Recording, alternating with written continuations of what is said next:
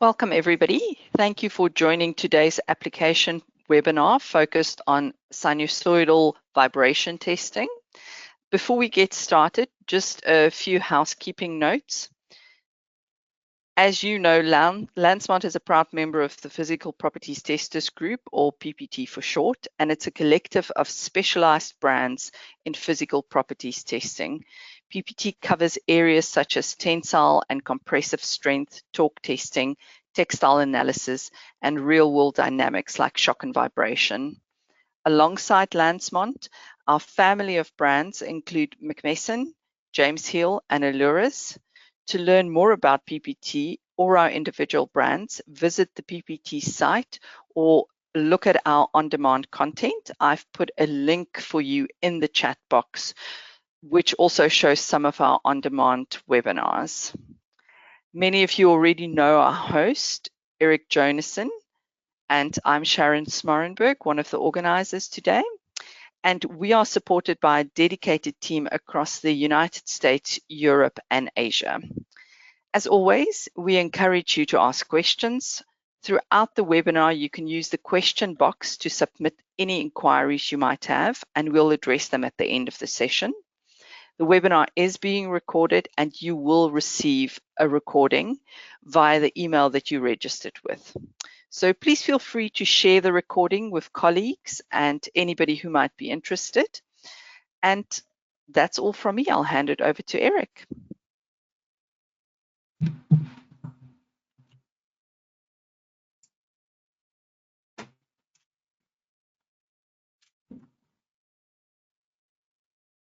Thank you, Sharon. Assume I'm showing up.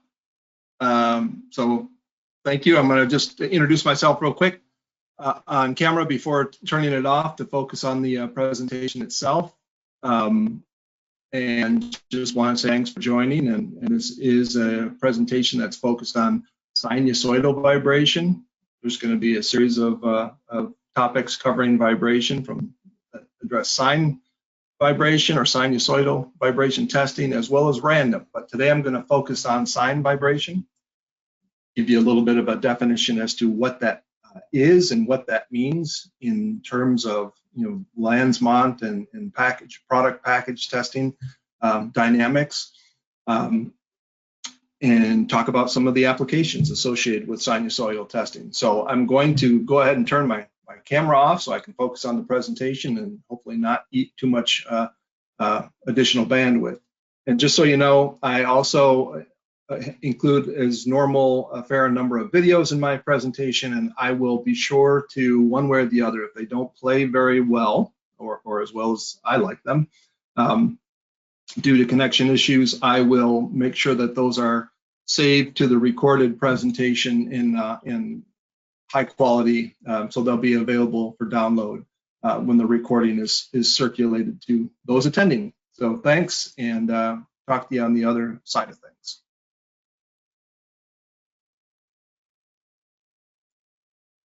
Okay, so hopefully everybody can still hear me. Going to be talking about sine vibration. Very exciting video showing on the screen there, showing a sine wave that was occurring, the motion occurring over time. And I'm going to focus on describing that here as we move forward. And I'm going to start by first just touching on basic dynamics, which I've done in the past if other people have attended some of my presentations, but just some basic definitions as it relates to dynamics. And when we mention the word vibration, what is it? What is vibration? And for us in the dynamics world, it basically means it's a motion. It's an oscillatory motion about a reference point. Okay, and what that means is, or what that might look like, is something like that waveform below, which actually is a sine vibration signal, but of varying amplitude. But you see, there is it's an oscillatory motion about a reference point, up, down, up, down, up, down, up, down, over time, and it's continuous. It's steady state. It continues for long periods of time, and that's one of the big differences between shock and vibration. Shock is quick, severe, sudden, where vibration is continuous, and it's by comparison to the overall amplitude, low in amplitude, but it's continuous. So whenever anything is moving, it's going to experience vibration. And if that means if it's moving down the road, down the rails, in a rail car or an intermodal container, in an airplane being transported by air cargo, maybe even through a facility on conveyors. When it's moving, there's no way around it. There's no way of avoiding it. It's going to experience vibration. Vibration also occurs in what we would call multiple degrees of freedom.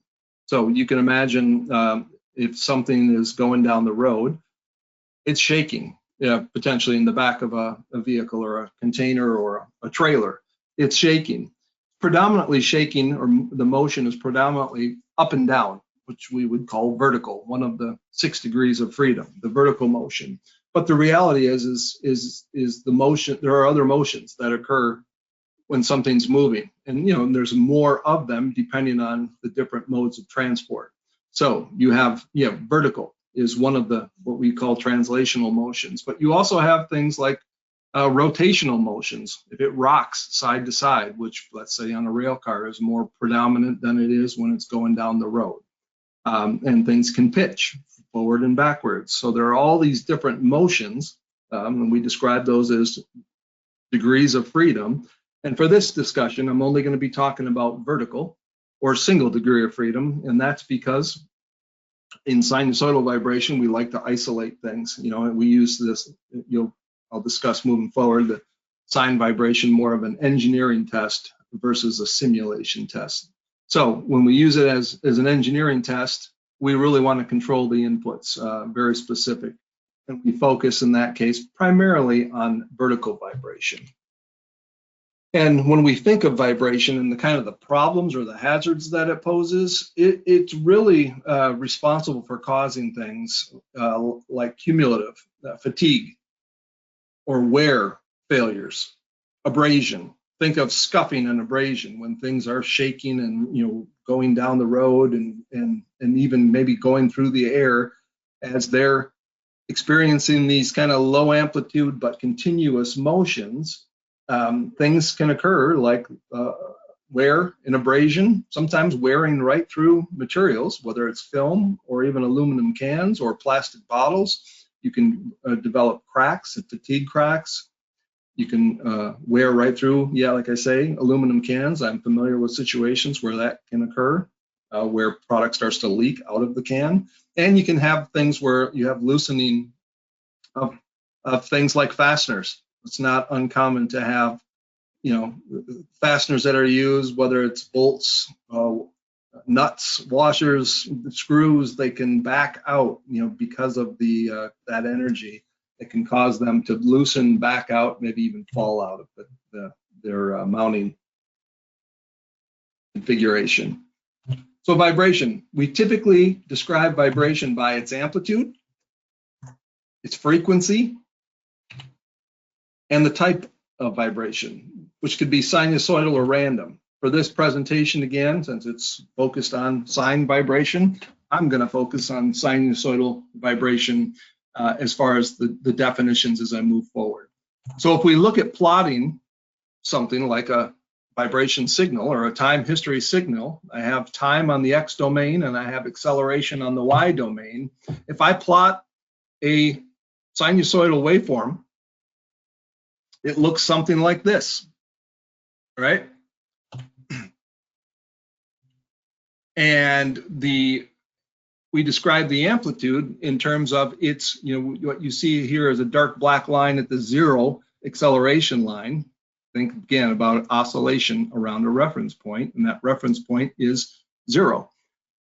So any deviation from that reference point speaks to the amplitude of the signal. How far does it go away, or positive, negative, from that reference point? And we describe that as the amplitude. In this case, it's a 1G amplitude, 0 to peak, 1G positive, 1G negative.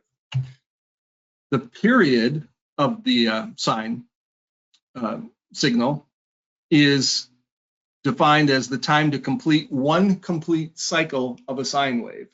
So when we talk about one complete cycle of a sine wave, sorry, let me just try to minimize my view here. You can see that there is a complete cycle from 0 time out here to where it crosses back over the reference line. That is one complete cycle of that sine wave. And since we know that, sorry, click back in. Since we know the cycle, we can determine the frequency of that signal, which is equal to the number of complete cycles that occurred during a 1 second period. And we describe that by that simple formula that says, frequency equals 1 divided by period. Well, in this case, my recording window, or my window that I'm showing for this signal, is 1 second in duration, right? So if I say, if the cycle time for that signal that we're looking at is 1 second, I can calculate the frequency of that signal. It's 1 divided by 1, because the period is, in this case, 1 second. So what we're showing there is a 1 hertz frequency sine wave. Very simple. Again, one complete cycle that occurs in 1 second. That means it's a 1 hertz signal. Hertz basically being defined as cycles per second. That's what hertz is. The definition of hertz is cycles per second. So there's 1 cycle in 1 second in that situation. But now, if I overlay on top of that 1 hertz signal, a different signal with the darker blue here, and I look at what the period of that full cycle is, in this case, you see here, starts here and completes 1 complete cycle here in a half second.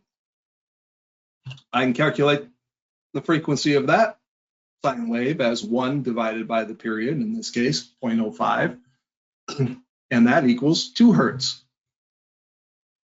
And so what you see again is a signal there that goes up, down, and it does that twice within this 1 second period of time. So that is a 2 hertz signal.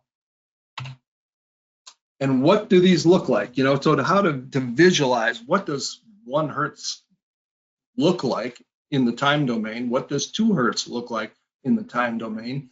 And what does 4 hertz look like in the time domain? I put together a little animation that hopefully shows and plays for you in one way or the other. Again, I will make sure that this is recorded, but this is a way to visualize what 1 hertz looks like. Up, down, up, down, up, down. See that a couple times. So it's a relatively slow dynamic. Now this is what 2 hertz looks like. Up, down, up, down, up, down, up, down. It's twice as fast. And that's what it literally looks like. And then this is 4 hertz. Occurs much faster. So there's a way of visualizing. And then if I show what that looks like on a vibe system, this is 1 hertz. The vibe table is going up and down, complete cycle every second. It's 2 hertz.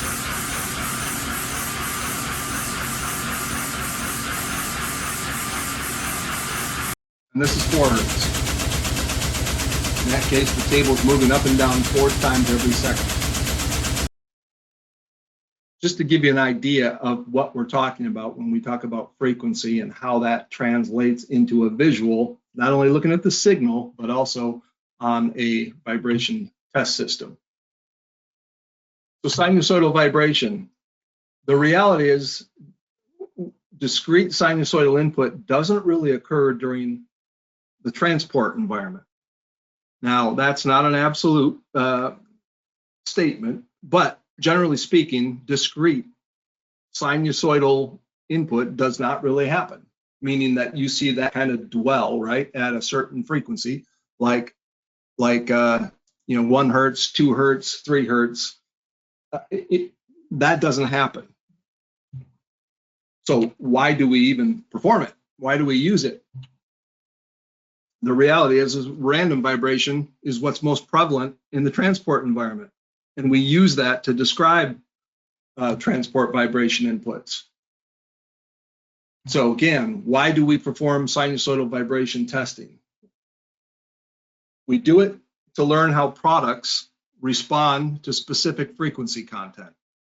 which allows for product ruggedization, meaning on the product design specifically side of things, and or engineered packaging designs that then mitigate vibration from being transmitted into those products. So from what we learn from doing product vibration testing, we can then use that as our design performance criteria for packaging as a way to say, we're going to mitigate that vibration energy, that specific vibration energy from getting through the packaging and into the product. Random vibration, again, I'm focused on sinusoidal for this presentation, but they go together. So, it's hard to not keep addressing random vibration, because random vibration is actually really described by a combination of many different sinusoidal vibration input frequencies. They just occur all at the same time, simultaneously. So if you think of input that we get from a vehicle suspension, which has sinusoidal characteristics associated with it. Tires rotating, they have sinusoidal vibration characteristics associated with them. The sidewalls of a truck or a container, the deck of a trailer or a container, the engine, all of those things have sinusoidal vibration characteristics associated with them, but they all occur simultaneously, and their amplitudes vary.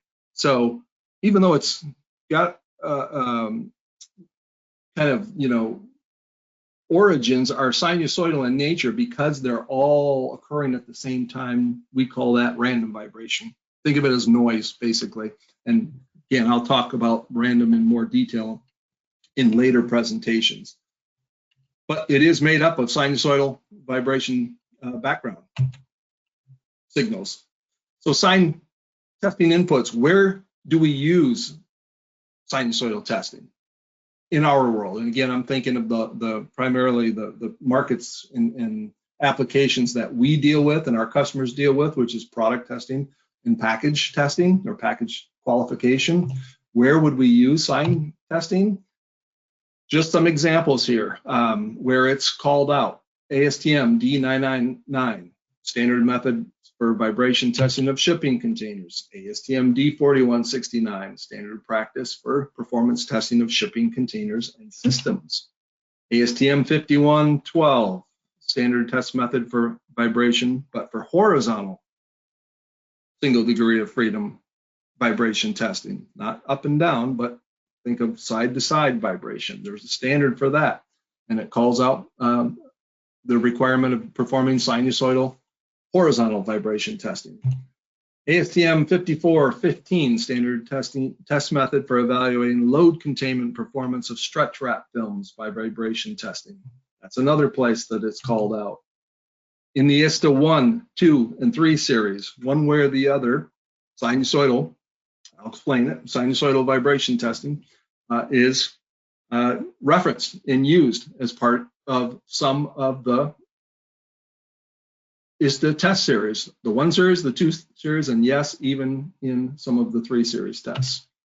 ISO 13355 mentions or uses sinusoidal vibration, and MIL Standard 810, another common application for people using our equipment for performing MIL standard testing.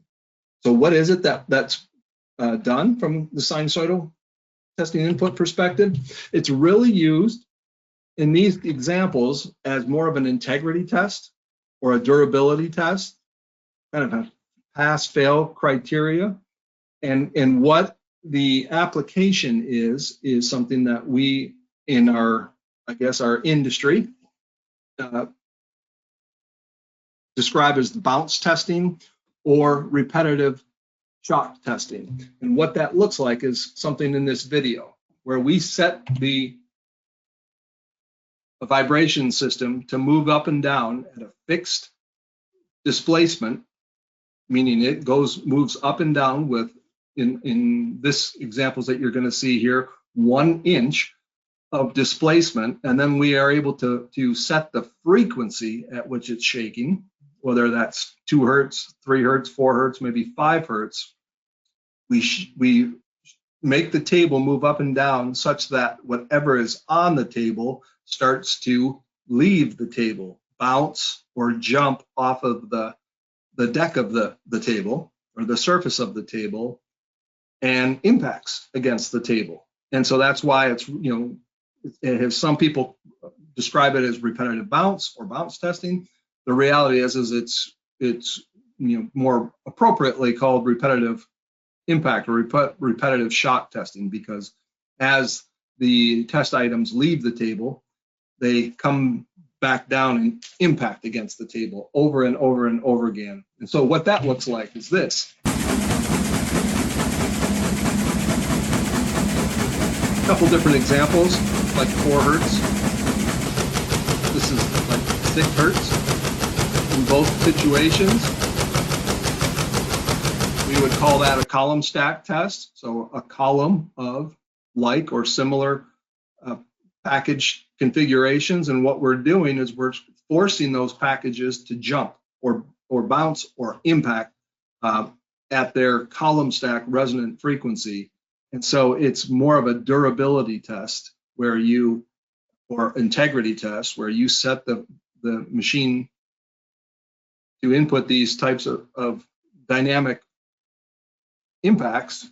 And then it's typical for doing that for, I think it's like 14,000 maybe different impacts that could occur over something like a 1 hour period of time. It's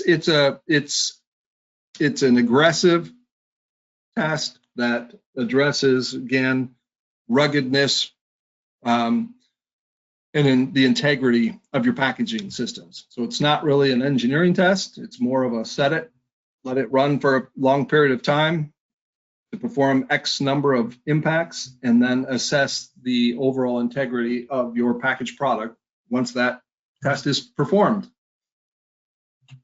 So what's also important to understand when we talk about that repetitive shock test is that there is a mathematical relationship between acceleration, G's, velocity, and displacement. They are all related to each other mathematically. And so what that basically means in our world is if we integrate an acceleration versus time waveform, we can calculate that waveform's velocity. And if we integrate that velocity, the second integration of that is we can then calculate the displacement involved in that same time domain waveform. So they're related to each other, which allows us to do some kind of interesting, unique things when we're looking at setting up testing or maybe even evaluating testing. On the opposite side of things, they are also related to each other by differentiation. But it's really the integration that's important. And so what does that mean? Well, ASTM D99, for an example, D999 says when you're setting up to do a repetitive shock test, it says the double amplitude displacement of a vibration table shall be fixed at or controlled to 1 inch or 25 millimeters. And the frequency shall be variable within a range of 2 to at least 5 hertz, which means cycles per second. So we set the machine up to move with 1 inch of displacement, and then we change the frequency. And so what I'm showing you over on the right-hand side of the screen is an application that Landsmont has called Package Calculator, which is actually available for free download on our website. And one of the tabs you see here is vibration. And so when we look at, click on the vibration tab, we have the ability to calculate some things here. So if we say, listen, if I know if I click on the drop down and I say, if I know the frequency as well as the displacement of my table, I can calculate things like what the acceleration level is that's occurring at the table. So in this example, if I enter 2 hertz on the table or the controller, so I'm making the table go up and down 2 cycles per second, up and down 2 times every second, and my table is moving up and down with 1 inch of displacement, it basically says I'm generating an acceleration amplitude at the table of only 0.2 Gs. That's not very high amplitude, and quite frankly, likely means that whatever's on the table, if you're doing a 2 Hertz 1 inch displacement test, whatever's on the table is likely not really moving relative to the table, meaning it's not jumping or it's not bouncing off the table. If I change the frequency to 3 Hertz and I keep the displacement at 1 inch, you see now the acceleration level starts to approach a half a G, not quite, 0.46 Gs. So it's the amplitude's getting larger, right? Displacement the same, but the frequency, the speed of the motion of the table is increasing. I go up to 4 Hertz, same 1 inch displacement. Now you see the acceleration is 0.8 Gs. And if I go to 4.5 Hertz, just so happens, with 1 inch of displacement, now my acceleration level at the table is just exceeds 1 G of acceleration. And what that means is anytime that you have 1 G of acceleration occurring or greater at your table, whatever is on your table is being launched off your table. So it's going to force things at the very least at this frequency. It's going to force whatever's on that table to jump or leave, and then rebound into the table. So you get a boom, boom, boom, boom, boom, boom, boom, boom, boom, boom, as it's leaving and bouncing on your table. So that's why you might, if you perform this type of testing and if you have questions as to why things, why do I have to set the frequency of my table to be about, let's say, 4.5 Hertz? Sometimes maybe, it can be a little bit lower or a little bit higher than that frequency, but it's basically at that frequency where things start to jump, and it's because of that mathematical relationship again. So that we know that, if we know the frequency of the table or the motion and the displacement, if I'm moving at 4.5 Hertz over a 1 inch displacement, that means I'm going to generate an acceleration level of at least 1 G. And if I, just to show, if I go up to 5 Hertz, because the D99 says go from 2 to 5, if I'm shaking something at 5 Hertz, I'm actually generating an acceleration amplitude of almost 1.3 Gs. So again, the higher you go with that fixed displacement, the higher you go in frequency, the more acceleration you're generating at the table, which is why the response of whatever's on the table becomes more significant and destructive, quite frankly, at some point. Scary, quite frankly. So where else do we use sinusoidal vibration testing?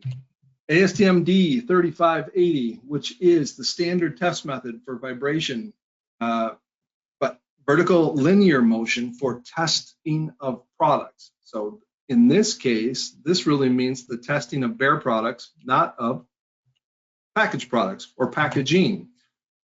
And the scope says these test methods cover the determination of resonances of unpackaged products and components of unpackaged products by means of vertical linear motion at the surface on which the product is mounted for testing. Some of the other detail inside there. So again, focused on product testing, right? Product testing, unpackaged. We want to learn about the product itself. How does the product behave? So that we then eventually can use that information to help us design protective packaging that will mitigate bad energy from getting to that product. So test method A for 3580 basic. This is very simple inputs here that says sweep the frequency range of your table from 3 Hertz to 100 Hertz, and then return using automatic or manual sweeping while maintaining a nearly constant acceleration level. So what that means is sweep from 3 Hertz up to 100 Hertz and then sweep back down to 3 Hertz. And it also says select an acceleration level between 1/4 G and 1/2 G for your amplitude, because when we do this sweeping, we do it again at a constant acceleration level. So we start at 3 Hertz, we sweep up to 100 Hertz at a specific sweep rate. All these things are, I'll show you here in a second, are programmed into your vibration controller, regardless of who makes a vibration controller. You have the ability to enter all these into your controller. So the sweep frequency range, the 3 to 100 hertz, the acceleration level at which you will run the test, the constant acceleration level. In this example, it shows 0.25 to 0.5, and then the sweep rate. And so what you do is you sweep up, you sweep back down, and what you're doing when you do that with a bare product is you're checking to see if your product and or subcomponents or parts of that product get excited from any of that vibration energy over the bandwidth of which you are sweeping. This is one example here, again, is 3 to 100 hertz. So we're sweeping between those breakpoints to see if and when or where products get excited. So this is just a screen capture out of our controller. So just showing how you would program a vibration machine to perform this sweep. In our controller, we have the ability to create demand profiles that says, all right, I'm going to set the controller to sweep between 3 hertz and 100 hertz. I can set the acceleration level. It can be a quarter G, it can be a half G, it can be 1 G. It's normal in this test that you run at low amplitudes because we're not, in this case, this is an engineering test. We're not trying to cause any type of failure. We're trying to learn how things respond. We're trying to understand the ratio of input to response, or better, the response characteristics to the inputs. So it's the relationship between those two. We're not trying to over-test, we're not trying to under-test. We just want to excite things a little bit and then see how things respond to that excitement. So it's normal to run this type of testing at low acceleration levels, because if something really responds significantly, even though we're only putting in a quarter G, it responds with 20 times the energy as what's being put into it. You might generate something like 5 Gs in response in that example. So we enter the sweep range, the acceleration level, and then separately we can enter the at what frequency the machine starts shaking, how many sweeps are performed. In this case, one sweep is considered going from one breakpoint, 3 hertz, to the ending breakpoint, or the high frequency breakpoint, 100 hertz. So 3 to 100 is one sweep, 100 back down to 3 is 2 sweeps. So it's very typical that you have a 2-sweep scenario. And then the sweep rate, which is called out in ASTM D999, is how fast the change in frequency during the sweep occurs. And it's usually in any sine sweep testing is called out in octaves per minute. So that's what this octaves per minute rate is, and you can change that setting, but 1 octave per minute is called right out in ASTM D999 and 3580, quite frankly. So this is what it looks like. This is what, which is not very exciting, but this is what, once you program that in, what you're looking at here is frequency on the x-axis. And it's starting, you can't see it, but it's this would be 3 hertz down at the bottom left-hand side here, all the way out to 100 hertz. And the green line that's being shown here is, in this example, the demand line.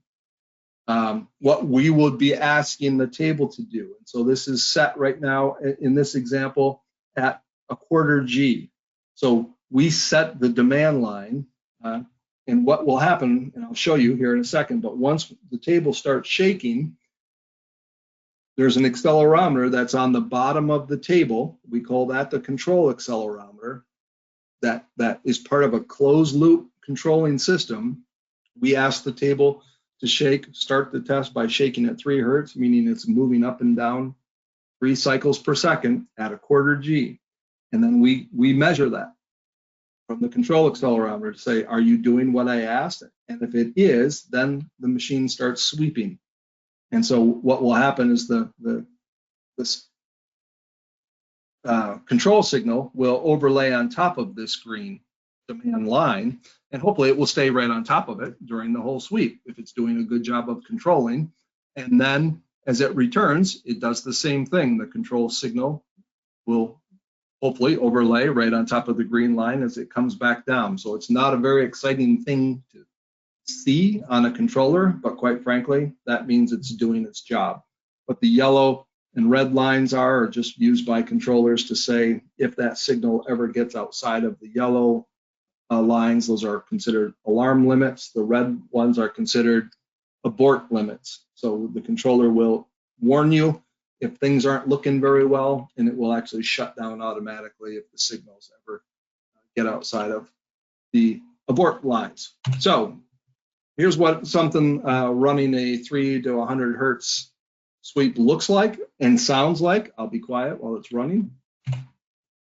And this is what it looks like as if we're displaying the control signal, meaning the signal coming off of the accelerometer that's mounted to the bottom of the table. Occurring very fast compared to normal.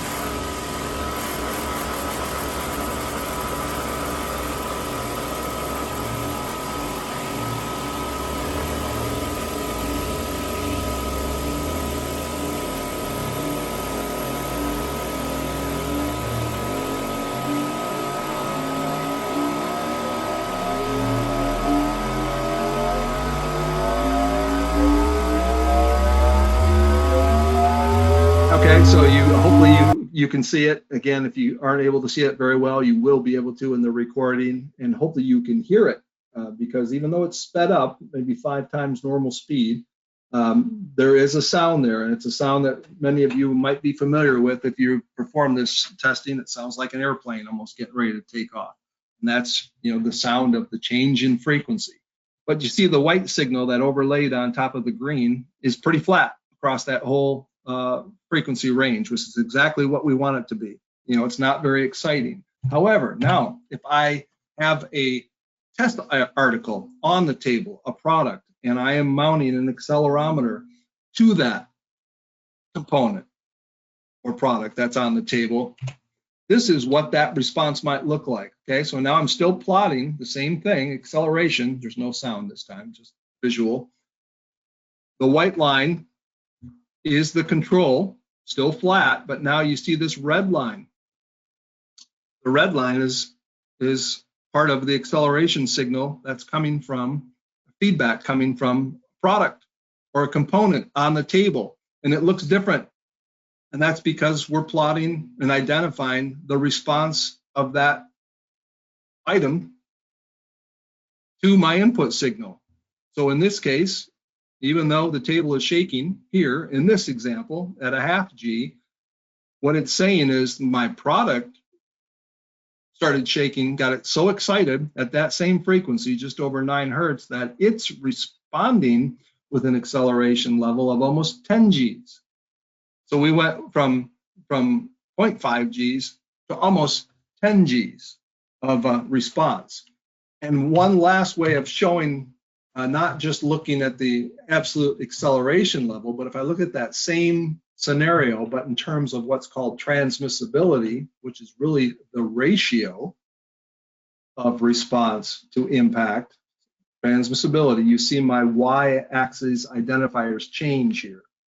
And now we're talking about ratios. And so when I look at that same signal, what it's saying is, instead of G's, now it's saying that the item that's on the table is shaking at 20 times harder. So if I come across here, you see that this is on the y-axis is basically at 20. The item is shaking 20 times more intensely than the table was shaking at that same frequency, which gives you, again, a relative idea of not only what the natural frequency is, the resonant frequency, here just over 9 hertz, but also how excited it gets at that frequency, which is 20 times the input. That's pretty significant in that situation. The other thing that you start to get then from these, start looking at these metrics, kind of analytical metrics being used in the design process. So what I just did here is I overlaid it's the random vibration profile. It's not the y-axis. Don't forget the y-axis is being to scale with the sine data, but the x-axis is. So the frequencies are similar. Okay, so in this case, in the ISTA profile, this is a 3 Hertz breakpoint on this blue ISTA profile. This is a 4 Hertz breakpoint. This is 3 Hertz. This is 4 Hertz. And then you can see, again, this out here is the 100 Hertz. This is a 100 Hertz breakpoint on the ISTA profile. So what this starts to show you, just even on the frequency side of things, is if this component has a natural frequency here at just over 9 Hertz, is that an area of concern in transport? Meaning, will in my mode of transport have a relative high level of input? Will it possess a relative high level of input of energy in that space, in that 9 Hertz space, or is it relatively low? In this example, it's actually a good situation, right? They're a better situation for that product because it's, we kind of call these peaks, this a peak of the truck profile, this kind of a peak area of energy of the truck profile, and this kind of a peak area of energy. And then these, where it's lower, we call those troughs or low points of the energy. So in this case, just even the relative visual says, yeah, that's not a bad situation. It could be a lot worse. For instance, if this resonance was out here at 20 Hertz, I could expect some concern from that. And I might want to do something with my packaging to try to lower that. Not just lower the amplitude of it, but lower the frequency of it. Shift the frequency, the resonant frequency, from 20 Hertz down into something like 9, 10, say even 6 to 10 Hertz. And you can do that from an engineering perspective. You can actually tune your packaging systems that way. So vibration resonant frequency. This is a transmissibility plot showing over on the right-hand side, showing, if we do a sweep like the red one I just showed, when things go into resonance and where they have peak amplification, that's the resonant frequency. And where this signal goes below the 1-to-1 ratio line, we call that attenuation. That means from this point forward, the widget, the DUT, the item that's being tested, would be shaking with less overall amplitude than is being input to the table. Attenuation is a good situation for us when we're designing products and packaging versus amplification. And so we can describe resonant frequency over on the left-hand side here. Frequency is F sub n is resonant frequency. This is a formula for calculating resonant frequency. And what's important here, just to understand, is what K is and what M is. K is a spring constant, meaning the stiffness of a spring or the stiffness of the packaging material. And M is the mass.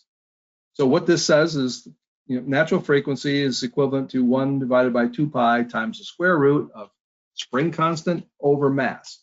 What does all that mean? Well, what's good to understand here is the takeaway is that the stiffer the spring, okay, or the stiffer the material, the higher the resonant frequency. The softer the spring constant, obviously, the lower the resonant frequency. And from the mass perspective, the bigger and heavier a mass is, the lower its resonant frequency will be. And the lighter the mass is, the higher a resonant frequency would be.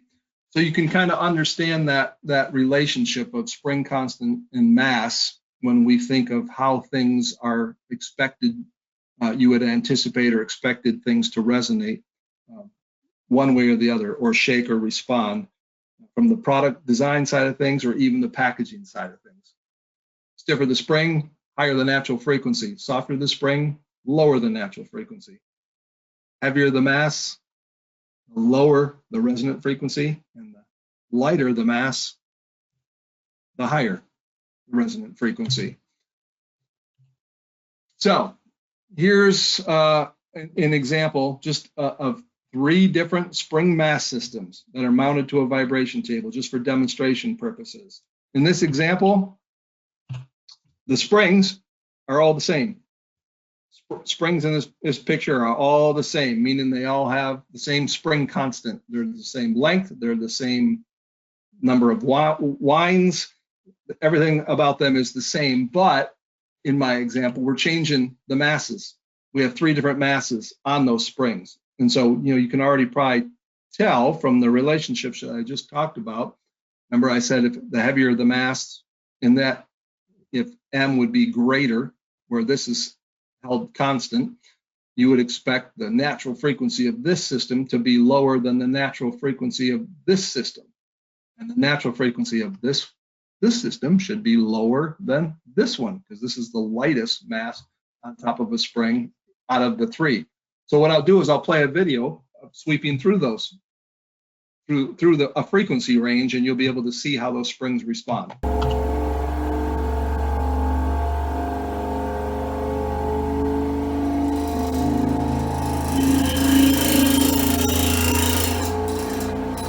That was the resonant frequency of the big mass.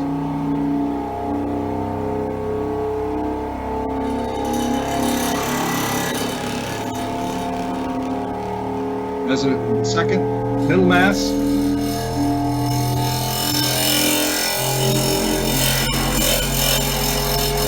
And the resonant frequency of the light mass. So that was a visual, but if we were actually to hook up instrumentation, basically accelerometers, sensors, and attach those to each of those masses, this is what the data would look like that you would get off of those masses.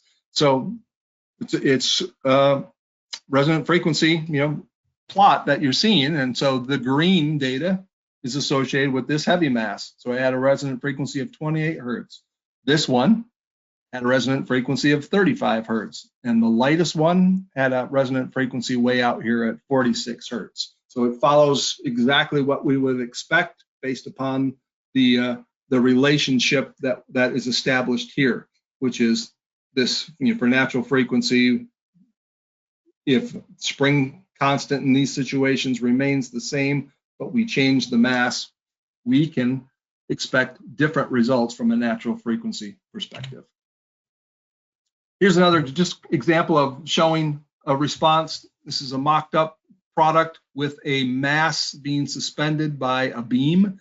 Think of this as the beam being a spring mass system. Just a different situation, and then what I've got is an accelerometer attached to that mass, and I'm going to sweep from 3 to 100 hertz again, and it's going to be fast, but you'll be able to see how this works.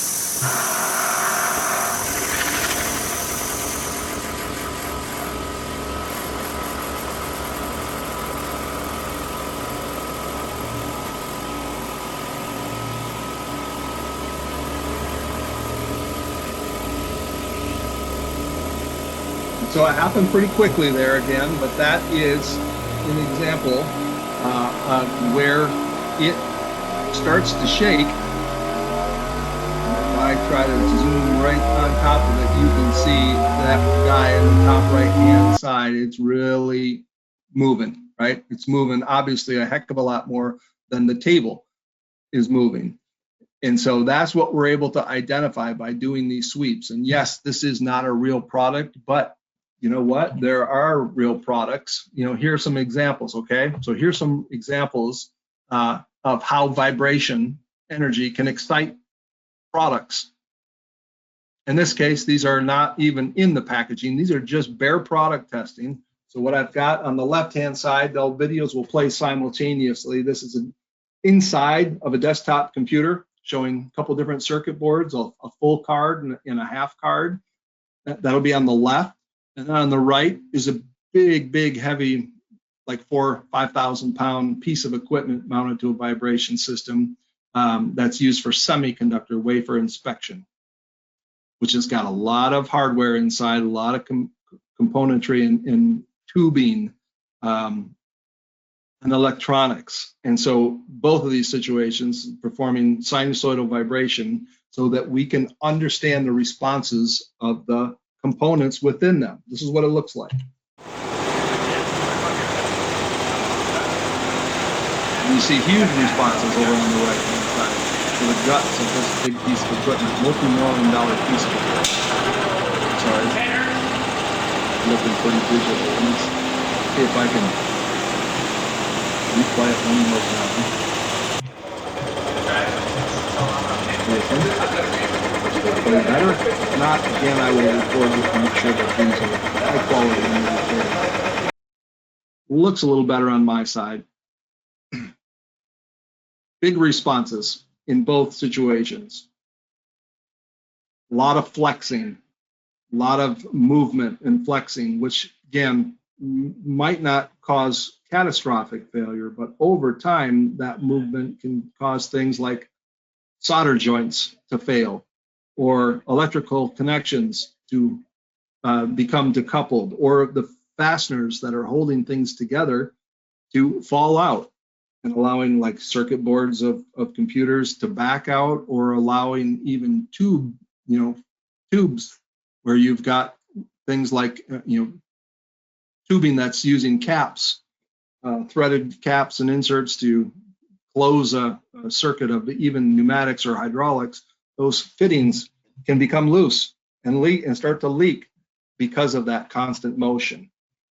And even from the horizontal, that's just vertical vibration, but this is an example of even unit loads, right? This is something I'm playing around with here recently, but even from the horizontal vibration, if we sweep through different frequencies here, which are low frequencies, but we can determine things like the natural frequency or resonant response of a unit load. So this is at 1.5 hertz. Table's moving at a certain motion, but look at how much response we're able to generate on the unit load. It's important to understand those and what the frequency is and what the amplitude is, because we have the ability to potentially change that through product design and or the use of packaging materials. Last thing I'm going to share is a real example of engineered packaging design where customer was developing what we call a floating deck crate, floating deck crated system that was intended to focus on vibration mitigation, stopping vibration energy from getting into this product. So this is a product on the upper right-hand side. This is a scanning system that would be used in the airport. I think that's a big tunnel. It's a scanning system that's be able to look for explosives in explosives detection in stuff that's being either luggage or things that are being shipped in air cargo. And they were having problems with damage being caused in the scanning system at the bearing level inside the equipment. And so what we did was we performed sine sweeps on that system, the bare product itself mounted right to the table, not on any packaging, not on any foam situation, just on the bare product to understand how the product was shaking at the bearing location. And what we determined here was that it had a resonant frequency of 190, 80, 70, 60 hertz-ish. That's where the resonant frequency was of the bearing assembly. And then what we did is we started to develop, or they started to develop, different versions of a cushion deck. So now you can see that this machine, or their machine, is mounted on a crate deck, but it's also mounted on foam, engineered foam system to help, again, mitigate vibration from being transmitted up into the product. And so what we do is we do bare product testing, but then we put it in the packaging configuration, and we perform those same sweeps and see what the response is of the packaging material. Where does the packaging material, or the foam, where is its resonant characteristics? And can we identify that, which we did over here in the light blue? So this is an accelerometer mounted to the base of the frame of this piece of equipment, so that we can understand of where the resonant frequency of the deck itself is, And why do we want to know that? Well, because once packaging goes into resonance, it then transitions into an area of what we call attenuation. Remember, I talked about that a little bit earlier, is where it's below, if the table's moving up and down at a fixed frequency and a fixed acceleration level, is that energy being amplified greater than what I'm putting into the table, or is it being attenuated less than I'm putting into the table? So it's very typical, that vibration materials will, after they have their own resonance, they send things into attenuation.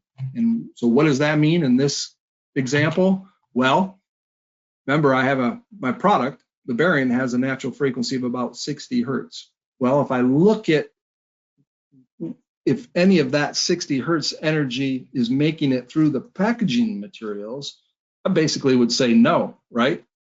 That's what this, since this is, there's amplification here, but at the point where it's at 60 hertz, it's actually experiencing 10 times less energy transmission than the table's putting into it. So this is a good scenario. This is a good scenario. We have packaging resonance, which is you can never avoid. So I have packaging resonance, but I actually, by doing that, is I'm filtering out any vibration getting into the bearings at that 60 hertz. I'm not completely eliminating it, but I'm mitigating it. I'm actually reducing through my packaging materials, which is a good situation. But then if I do that same kind of thing and I say I'm going to overlay a couple different transport scenarios, actual cargo transport scenarios, truck profiles, on top of that signal, then I can also say, well, all right, if I look at my packaging response, forget all this stuff out here right now, but if I look at my packaging response, does that resonance of the packaging fall in line with these areas of, peaks, troughs, or peaks, valleys, peak. And in this case, it's pretty good, right? This packaging, if I really focused on maybe the middle area of this, the resonant frequency of my packaging is kind of on an up, it's down in it's not on a peak, it's not directly in a valley, it's over on the side. But if I do things like tuning my packaging material, actually by making it softer, I change my foam here, actually in this situation, use less foam. If I use less foam, I can lower the natural frequency of the packaging so that it falls now directly into the trough of what I would expect if I'm going to ship my product via truck transport. So that's a perfect scenario. I've mitigated vibration in both of those situations from ever letting energy at 60 hertz into the bearing area, and I've got an ideal sweet spot where I'm in an area of relative low vibration transmission in truck transport cargo. So that's a good scenario. Okay, quick recap for sine vibration. Why do we use it? Learn how products respond to specific frequency energy content, which allows for product ruggedization, meaning maybe improving product design, and or the information we need to develop engineered packaging designs that mitigate vibration transmission. So we can use sine vibration to understand how products respond to frequency content so that we can either improve the product design, make it tougher, and if we can't do that, or we can only address that so much, we can then use packaging materials to mitigate any of that energy being transmitted through. And so my next webinar, or our next webinar that I'm going to do is actually going to be live, and it will be at a packaging laboratory, and I will show how to do this sinusoidal testing in person with the equipment. So it'll be live, and it's scheduled for Thursday, December 5th, where we'll do some of this type of testing in person. So keep that on your radar if you're interested. And then, since I can't stop talking about random vibration, where I mentioned this earlier, random vibration is described by combination of all these different sinusoidal input frequencies. It's just noise. Think of it as noise, but I'm going to discuss that in some webinars coming up. The application side of it, Wednesday, January 15th, and then also a live product update, actually performing random vibration, Wednesday, January 29th. And I think Sharon, again, has put the links in the chat session for these, and they are also available on our website in the event side of things, where you could click on those and be able to learn about them and register for them. Okay, that's it. Sorry, I'm at an hour. I apologize. I didn't think I'd be that long, but I am. Happy to take any questions. Sharon, if you're there. Thanks, Eric. Yeah. Thanks, that was great. Yes, so we have got a few questions that are coming in. Yeah. So I'm gonna just start. Okay. And somebody has asked again, will the recording of the session be shared? Yes, the recording of the session will be shared with you via email in the upcoming days, so just keep an eye out for it. So the first question is, that scanner packaging demo, is the second and third plot only the packaging or the scanner? It's only the packaging. I'm going to try to go back.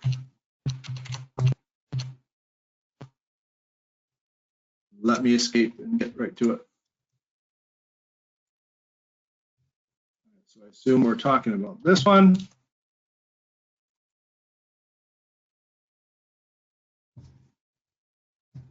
Well, my computer is running slow for some reason. Let me just try to forward to it. So I assume we're talking about this. So the light blue and the green, again, what we're interested in learning, the approach for this, you can measure anywhere you want. You can measure on the scanner, and we could have measured on the scanner. We probably did measure on the scanner. This is a long time ago, even during the package testing. And you'll definitely measure response. So, but you would expect that this response that we got from the bare product being shaken would be certainly a lot lower. But what we're really trying to do in the design of the packaging is we can't, one way or the other, we can't eliminate completely energy from getting to that bearing. We can just try to tone it down, reduce it, mitigate it. And so that's what we're typically, when you do the package vibration testing, you're trying to understand the performance of the packaging materials. Are they in fact mitigating, or resonating at a frequency such that the higher frequencies of, we typically describe this as the lowest critical product natural frequency. So we want these packaging materials to have a resonant frequency characteristic of, just so happens to be like half or less than whatever the lowest critical natural frequency is. So to understand that, what we do normally is we place our instrumentation just near, at, or around where the energy is being transmitted through the packaging materials. So it's on the frame of that system, kind of like where that light blue dot is. It was on the frame of the system itself, right above the packaging material. Sorry if I'm repeating myself. And I don't know if that answered the question or not. I hope it did. I'm sure it did. And if it didn't, they can reach out to us via email. But another question that's come through is, can we get a download of the package calc software? Yeah. Yes. Yep.